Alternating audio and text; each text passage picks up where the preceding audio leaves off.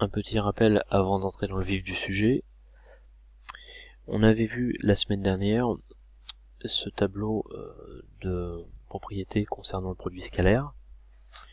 On va s'arrêter juste sur la dernière qui concerne ce qu'on appelle le carré scalaire. Alors qu'est-ce que c'est le carré scalaire? C'est le fait d'effectuer le produit scalaire d'un vecteur par lui-même.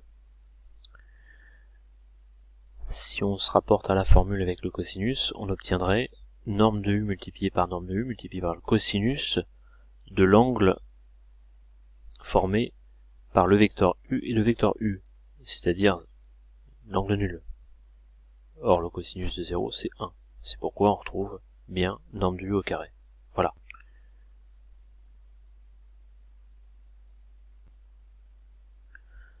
Intéressons-nous d'abord à cette propriété que l'on va immédiatement illustrer par cet exemple. Ici, le vecteur AB a pour abscisse 3 et pour ordonnée 2. La norme du vecteur AB est donc égale à la racine carrée de 3 au carré plus 2 au carré. Alors c'est une formule, comme on peut le voir sur cet exemple, qui s'explique très facilement à partir du théorème de Pythagore. En effet, on peut construire très simplement le triangle rectangle à partir du quadrillage du repère, comme ceci. S'intéresser à la longueur AB, c'est alors exactement s'intéresser à la norme du vecteur AB, donc à la longueur de l'hypoténuse de ce triangle rectangle.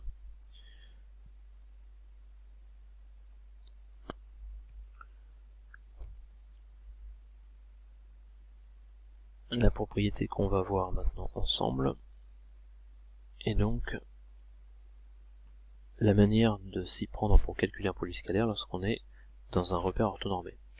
J'ai u et v de coordonnées respectives x, y et x', y', qui sont deux vecteurs du plan donné. Le produit scalaire s'obtient en faisant la somme du produit des abscisses par le produit des ordonnées, ce qui est écrit ici.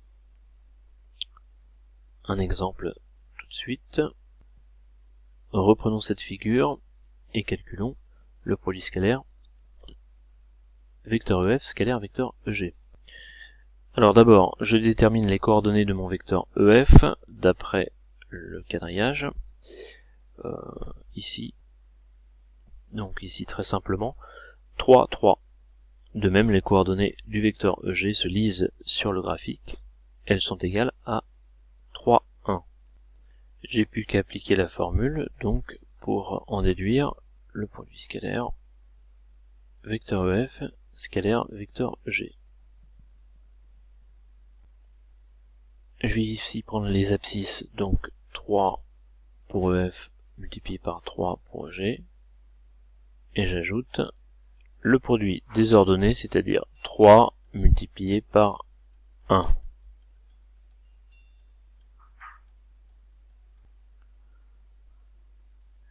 Ce qui me donne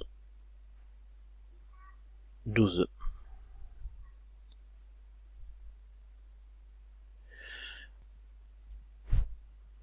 Voilà, la séance s'arrête là pour aujourd'hui. Je vais vous donner des exercices sur le NT et je vous souhaite bon courage pour la suite.